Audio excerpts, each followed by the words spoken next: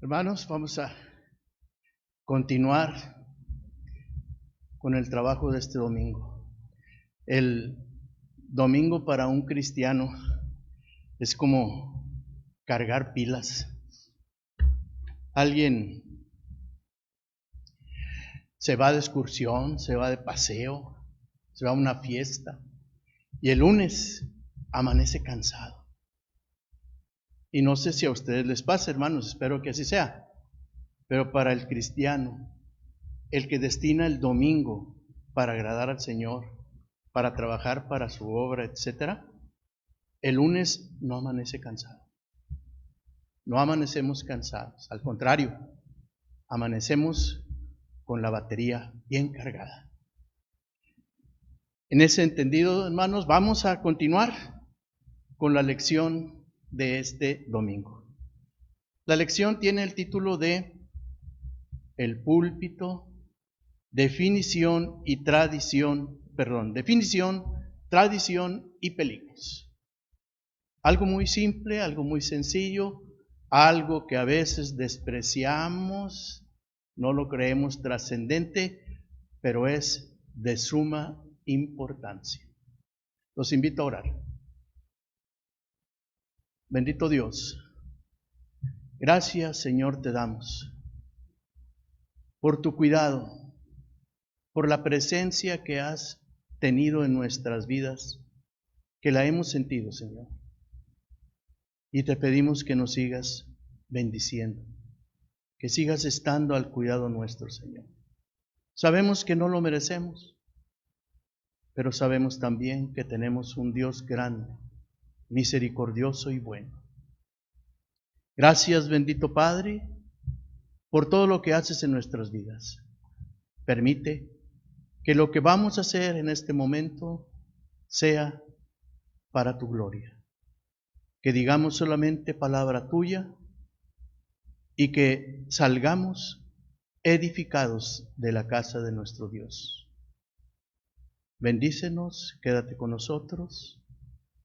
Acompaña también a mis hermanos a través de este medio, el cual estamos utilizando ahora, para que ellos también reciban la edificación que tú quieres para tus hijos.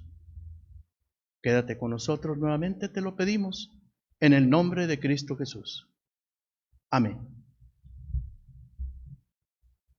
Sí, hermanos, entonces, hablamos de púlpito, que es como tradicionalmente se le ha considerado, y también algo importante es los peligros que entraña. Para esto nos vamos a apoyar con dos lecturas bíblicas. Ahí es donde probamos la paciencia de los hermanos, porque muchas veces abrimos nuestra Biblia en el libro de Crónicas y decimos, ¡ay, qué largo está! Y me brinco los capítulos. No, hermanos, no. Armémonos de paciencia y como en la carta a Timoteo, ¿recuerdan en el mensaje de hoy? La palabra de Dios, todo lo que contiene, nos ayuda para muchas cosas. Ahí, en la palabra de Dios lo encontramos. Bien, entonces, vamos a ver. Hay dos lecturas bíblicas. Una se encuentra en el segundo libro de Crónicas, capítulo 6, versículo 13 al 15. Y entendamos lo que dice para que veamos por qué ahí está centrado nuestra clase. Dice así la segunda de Crónicas 6, 13 al 15. Porque Salomón había hecho un estrado de bronce de 5 codos de largo, de 5 codos de ancho y de altura de 3 codos, y lo había puesto en medio del atrio, y se puso sobre él. Se arrodilló delante de toda la congregación de Israel, y extendió sus manos al cielo, y dijo: Jehová, Dios de Israel, no hay Dios semejante a ti en el cielo ni en la tierra, que guardas el pacto y la misericordia con tus siervos, que caminan delante de ti de todo su corazón, que has guardado a tu siervo David, mi padre, lo que le prometiste. Tú lo dijiste con tu boca y con tu mano lo has cumplido, como se ve en este día. Y Nehemías, el profeta Nehemías, en su capítulo 8, los versículos del 1 al 18. Dice así la palabra de nuestro Dios.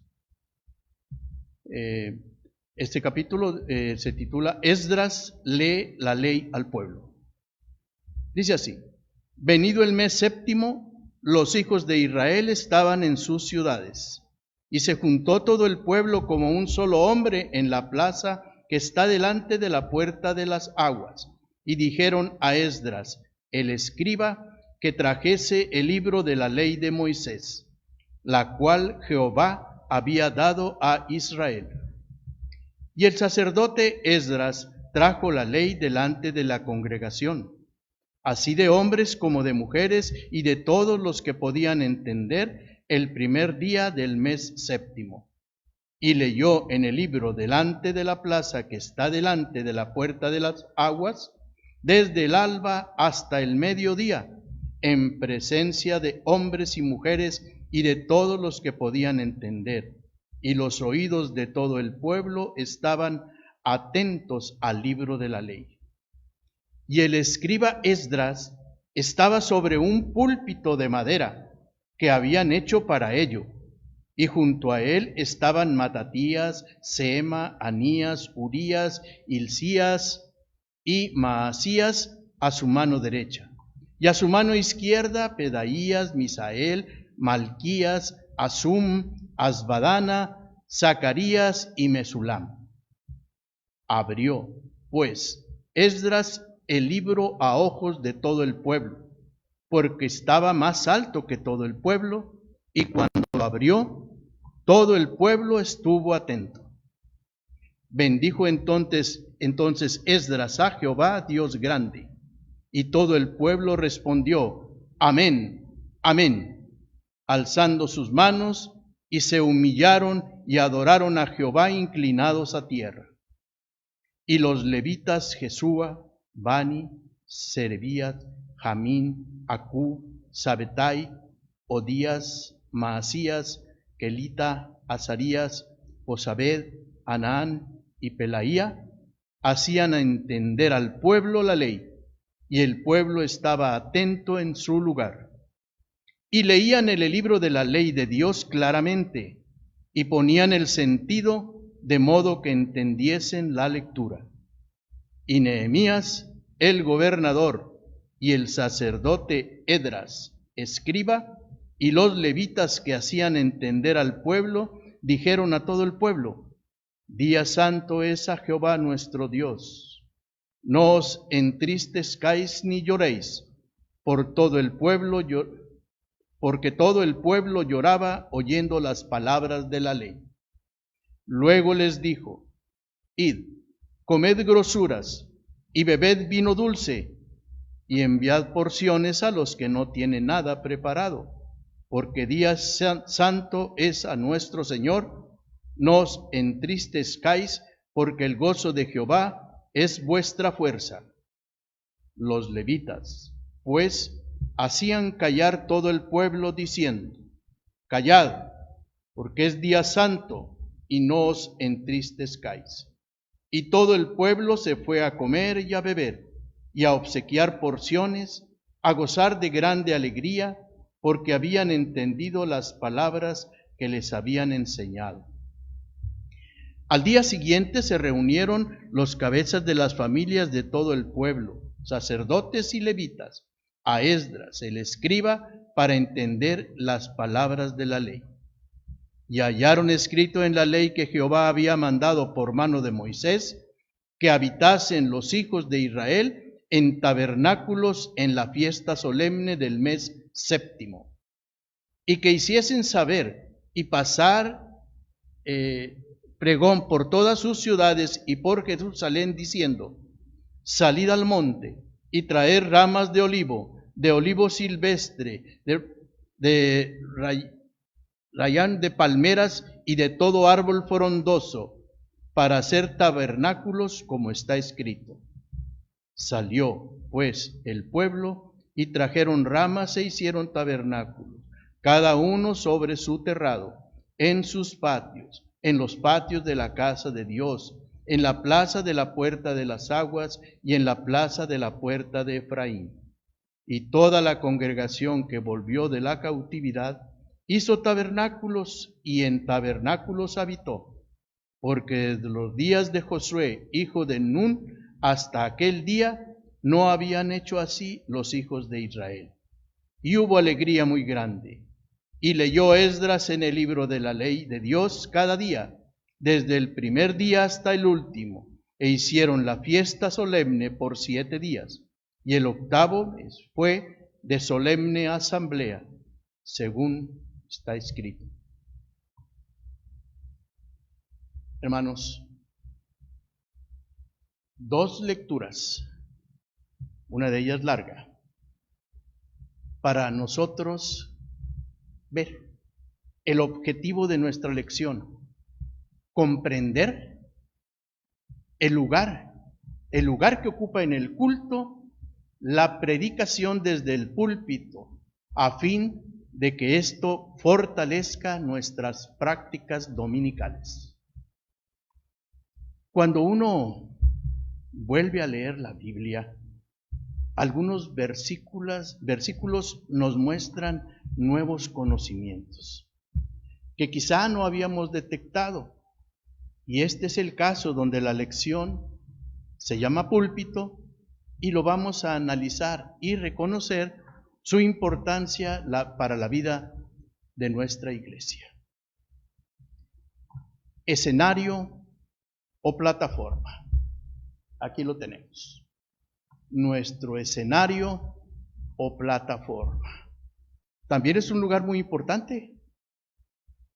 Este escenario o plataforma, ¿dónde se reúne la iglesia? Pues ahí centramos nuestra atención. Ahí se predica. Ahí llevamos a cabo todos los elementos del culto. El grupo de alabanza, el canto congregacional, los primeros actos de confesión. Los nuevos creyentes ahí confiesan que Jesús es su Señor y Salvador. Es decir, es una parte muy importante de todo culto a Dios. Comúnmente, este escenario o plataforma así es llamado, pero la iglesia lo llama presbiterio, porque es el lugar donde los ancianos dirigen el culto. Este es nuestro presbiterio. Independientemente de que también como institución el presbiterio está organizado, pero este escenario o plataforma llamado también presbiterio. No descuidemos estos aspectos que estamos haciendo notar, porque poco a poco nuestra iglesia en general, y no se diga nuestra sociedad también, vamos minimizando muchas de estas cosas. La vamos minimizando porque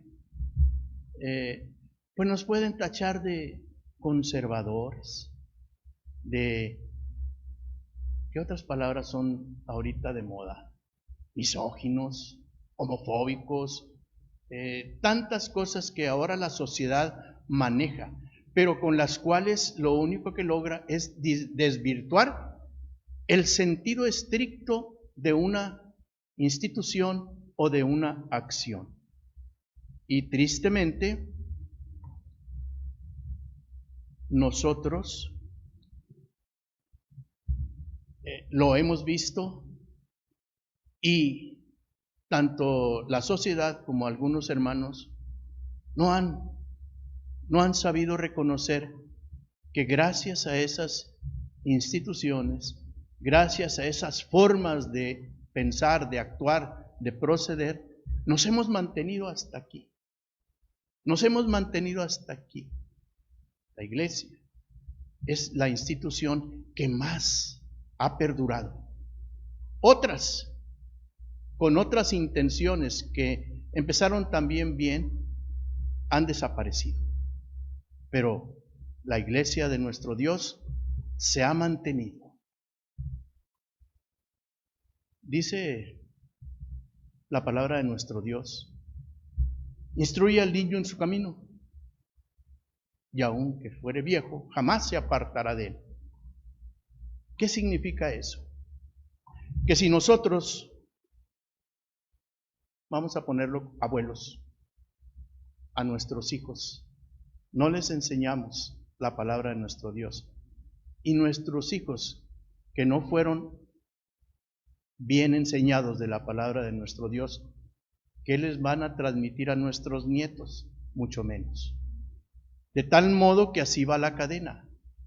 Vamos minimizando las cosas de tal modo que va a llegar una generación en la cual diga: ¿quién es Dios? ¿Por qué debemos hacer eso? ¿Por qué debo amar a mis semejantes? ¿Los debo amar para que me amen también? ¿Los debo amar para que me vean bien? ¿O los debo amar porque mi familia lo dice? ¿O lo amo porque en la Biblia dice amar? Hemos de volver, hermanos, a las verdades absolutas de Dios. Y amamos porque Dios es amor. Esa es una verdad absoluta. No decimos mentiras, no porque me vayan a regañar, me vayan a pegar, me vayan a hacer a un lado. No. No decimos mentiras porque Dios es verdad. Son las verdades absolutas de nuestro Dios. Y allí están, en la palabra de nuestro Señor.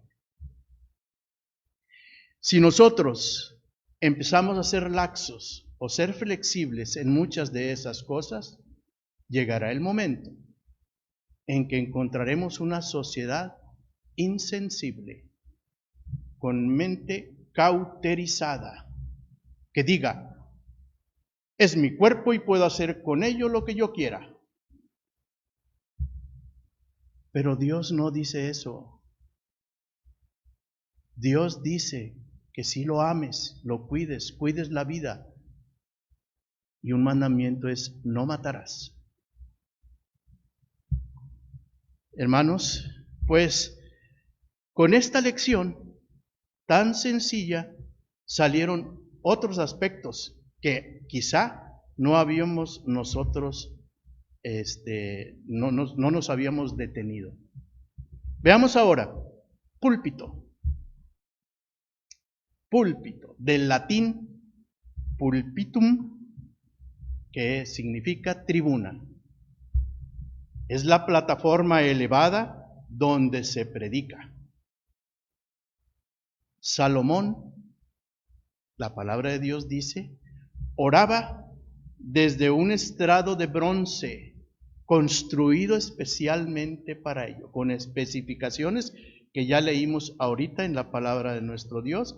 Y en 2 de Crónicas 6:13 dice: porque Salomón había hecho un estrado de bronce de 5 codos de largo, de 5 codos de ancho y de altura de 3 codos, y lo había puesto en medio del atrio, y se puso sobre él, se arrodilló delante de toda la congregación de Israel, y extendió sus manos al cielo, y oró. Es la importancia que le daba el pueblo de Dios a ese lugar en donde para Salomón era su lugar de oración. Y Esdras, el escriba, dice en Nehemías 8:4. Y el escriba Esdras estaba sobre un púlpito de madera que habían hecho para ello, y junto a él estaban Matatías, Sema, Anaías, Urías, Hilcías y Maasías a su mano derecha y a su mano izquierda, Pedaías, Misael, Malaquías, Asum, Azabadana, Zacarías y Mesalum. Importante. Así abrió pues Esdras el libro a ojos de todo el pueblo, porque estaba más alto que todo el pueblo, y cuando lo abrió, todo el pueblo estuvo atento. Esas son las primeras dos referencias que encontramos bíblicamente hablando de lo que conocemos como púlpito. Bronce y madera. Los construyeron ideales para la oración y para la predicación. ¿Cuál es la importancia del púlpito en tu iglesia local? No la despreciemos. Sigamos manteniendo esa solemnidad para que el púlpito sea precisamente ese lugar para la oración y para la predicación. Tradicionalmente el púlpito lo ocupa, un hombre ordenado y preparado para el ministerio pastoral, que sigue un doble llamado.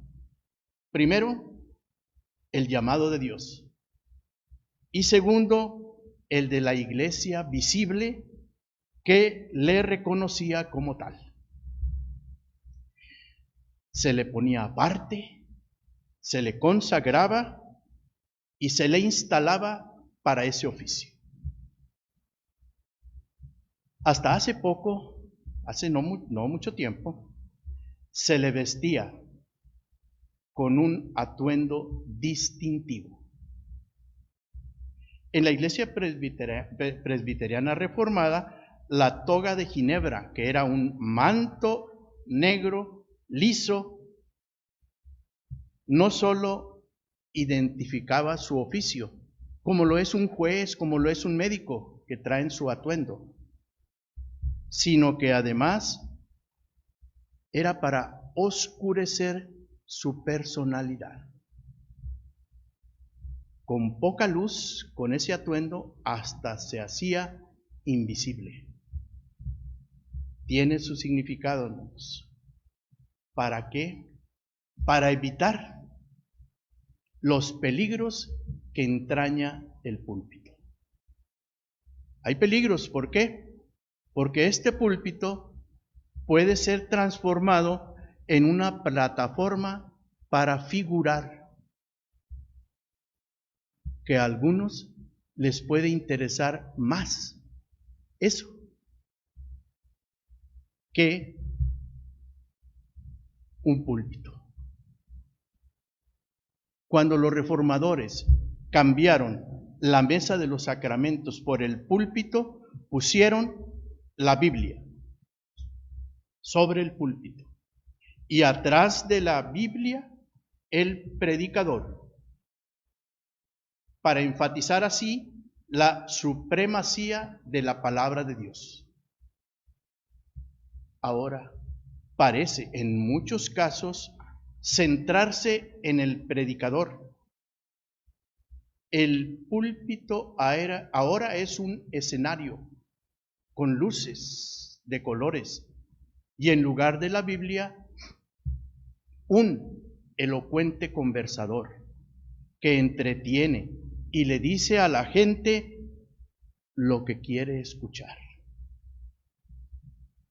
No muy diferente a los falsos profetas del Antiguo Testamento. Ezequiel 13, del 1 al 16, y todo el capítulo de Jeremías 23. Solamente les voy a leer el del capítulo 13, los primeros versículos, donde dice: Vino a mí palabra de Jehová diciendo: Hijo de hombre, profetiza contra los profetas de Israel que profetizan, y di a los que profetizan de su propio corazón, oíd palabra de Jehová. Así ha dicho Jehová el Señor. Ay de los profetas insensatos que andan en pos de su propio espíritu y nada han visto.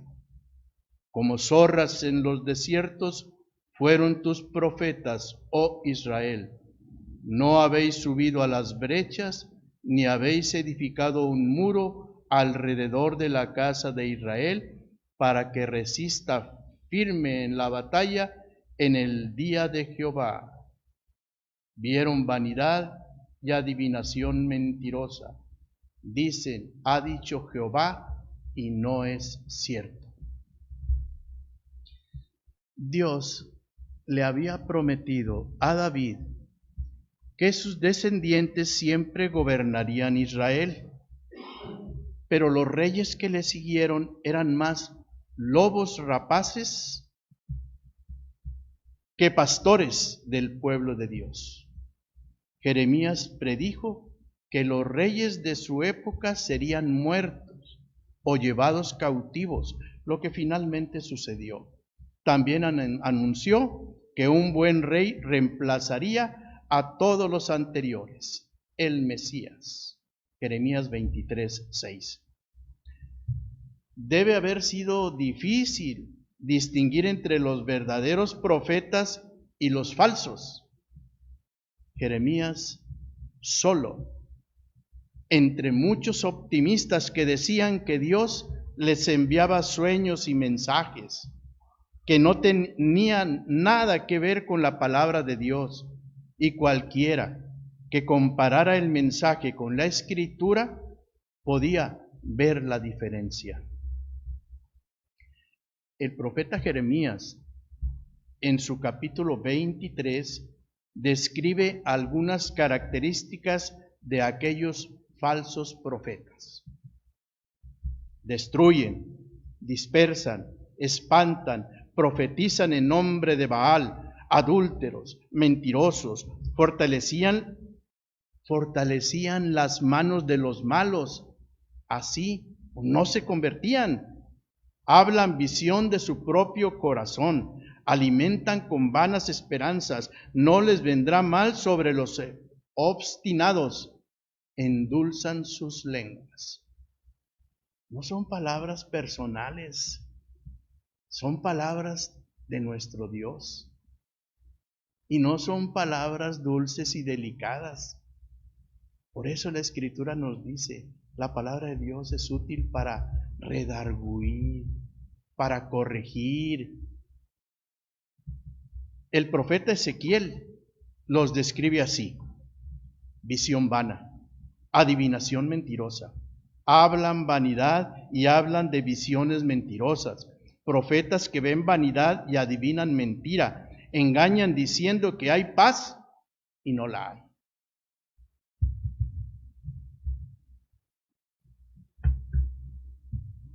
Me quedé con lo que dice la palabra de nuestro Dios. Endulzan sus lenguas. Vemos iglesias que de la noche a la mañana tienen una multitud de personas. Y vemos también con tristeza lo que hacen. Van encontrando emoción, van encontrando bellas palabras, van encontrando lo que quieren escuchar. Así mucha gente se acerca. Y estos falsos predicadores endulzan su lengua y les prometen muchas cosas, argumentando que en la palabra de Dios así lo dice, falsamente. Y la gente confundida, ahí está. Ya cuando se da cuenta que la intención es otra, empiezan a decaer. Y así como crecieron esas congregaciones, han desaparecido. Debemos estar y sentirnos gozosos por el amor de Dios, por su gracia y por su salvación. El gozo del Señor renovará nuestra fortaleza cada día. La presencia del Señor nos provee de fortaleza. Salmo 37, 39. Él es su fortaleza en tiempos de angustia. Todos pasamos por tiempos de dificultad. Así el hombre nace para la aflicción. Job 5:7. El hombre nacido de mujer, corto de días y hastiado de sinsabores. Job 14:1. En el mundo tendréis aflicción. Juan 16:33. Pero los cristianos no nos enfrentamos a las dificultades solos. He aquí, yo estoy con vosotros todos los días. Mateo 28:20. No te desampararé ni te dejaré. Hechos 13:5. Las promesas del Señor nos proporcionan fortaleza. Isaías 30:15. Como anclas fuertes en las tormentas de la vida. Las promesas de salvación, compañerismo, cielo y paz abundan en la Biblia. ¿Tienes tú una promesa de Dios que te da fortaleza en tiempos de dificultad? Actualmente, las doctrinas que cientos de hombres se negaron a negociar con su propia vida, las preservaban íntegras. Ahora se negocian y malean, ajustándolas a lo popular y atractivo, sin importar qué tan verdadera sea la enseñanza. Imagínense.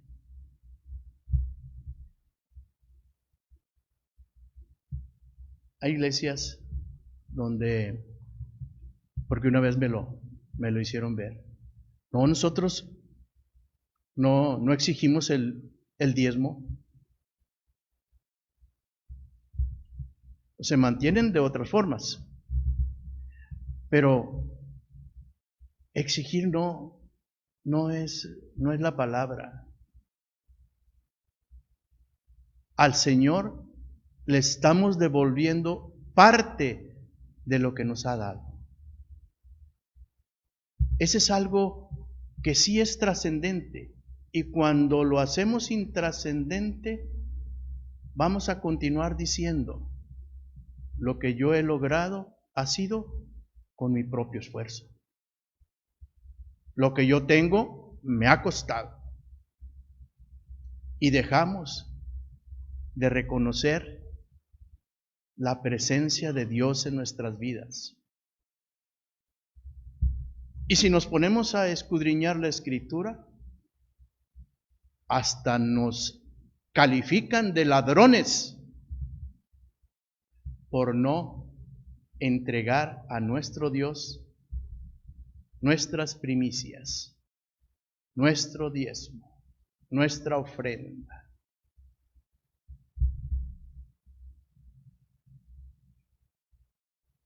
Hay iglesias que se habla de temas, no digo que sean malos, son temas bonitos, ¿verdad?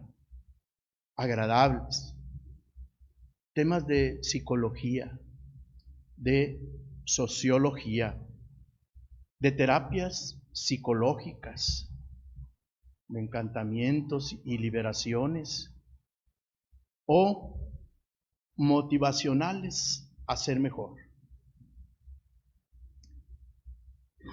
Pero no dice nada de la palabra de Dios. El predicador brilla, brilla, y Dios parece estar ausente.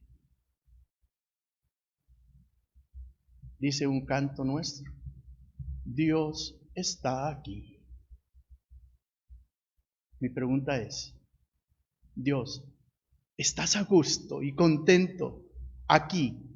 Porque yo sé que estás en todo lugar. Tu omnipresencia es indudable. Pero si yo canto y te invito a que estés aquí y reconozco tu presencia, mi pregunta a ti sería, ¿estás a gusto? ¿Estás contento con lo que estamos haciendo o con lo que estás viendo? A veces cantamos, cuán bello es el Señor. ¿Cuál Señor, hermano? Necesitamos puntualizarlo y especificarlo. El Señor Jesús, Cristo, o nuestro Dios, porque nos podemos ir por el romanticismo de un canto y estar diciendo otras cosas muy diferentes que no agradan a nuestro Dios. Debemos de puntualizarlo. Y como iglesia, y como oficiales de la iglesia, como predicador de la iglesia, debemos señalarlo. No endulzar nuestra lengua como aquellos falsos profetas, sino decirle al pueblo de Dios lo que necesita saber, no lo que quiere, lo que necesita. En algunas exhibiciones, donde hay alabadores, donde hay motivadores, donde hay predicadores, la pregunta es, no debemos de robarle la gloria a Dios. No queramos ser nosotros a los que nos aplaudan, a los que nos griten, a los que nos digan cosas bonitas y bellas. No, la gloria es para nuestro Dios. Los motivadores también dicen, el cielo es mi límite. Muy cierto. Pero gracias a Dios, no gracias a ti. Tú lo puedes lograr todo y lo puedes hacer. El cielo es tu límite. Sí, pero agradece primero a Dios. Porque sin Él no seríamos nada. Quiero concluir, hermanos. Antes, después del nombre del pastor, del ministro, se veían las letras VDM, que significan Verbi Dei Ministro, servidor de la palabra de Dios. Era la marca del ministro. Un ministro no tiene un escenario, no tiene una plataforma. Un ministro tiene un púlpito para anunciar la palabra de Dios. Oigo pastores en algunas veces que dicen, no hermano, yo no comparto mi púlpito, porque mi púlpito es para la palabra de Dios, no para otras cosas. Bien, bien por ellos, celosos de su posición y del lugar que ellos están ubicados. Pablo nunca tuvo problemas con las autoridades judías debido a su plataforma, marca o personalidad. Tuvo problemas, pero debido a su Salvador y al Evangelio. Así debería ser nosotros. El asunto por el que iba a ser reconocido Pablo no era por él, sino por anunciar un mensaje centrado en Cristo y en un evangelio para su iglesia. Cuando una iglesia busca un pastor, cuestiona su vestimenta, el uso del púlpito, fidelidad a la palabra de Dios y a Dios mismo, quien lo llamó. Buscando, claro, buscando en eso que se nos presente la soberanía de Dios y la cristocentricidad en nuestra fundamentación, velar por la sana doctrina y mantener una iglesia decentemente y en orden, para la gloria de Dios. Amén. Los invito a orar, hermanos. Gracias, Señor. Gracias porque nos has permitido, Señor, este momento de gozo. Leer tu palabra, externarla, Señor. Revisar en libros sobre lo que significa, que algunas cosas no las habíamos entendido y ahora sí, Señor, las vemos claramente para tu gloria, Señor. Permite que así sea y sigamos alimentándonos de tu palabra, ese alimento espiritual tan necesario en nuestra vida y en la vida de tantos hermanos, Señor, que la necesitan. Asimismo, a esta sociedad, Señor, permite que abra sus puertas para que tu palabra penetre y pueda enseñar lo que tú quieres para la vida nuestra, Señor. Bendícenos, Señor, y quédate siempre con nosotros. En el nombre de Cristo Jesús te lo pedimos. Amén.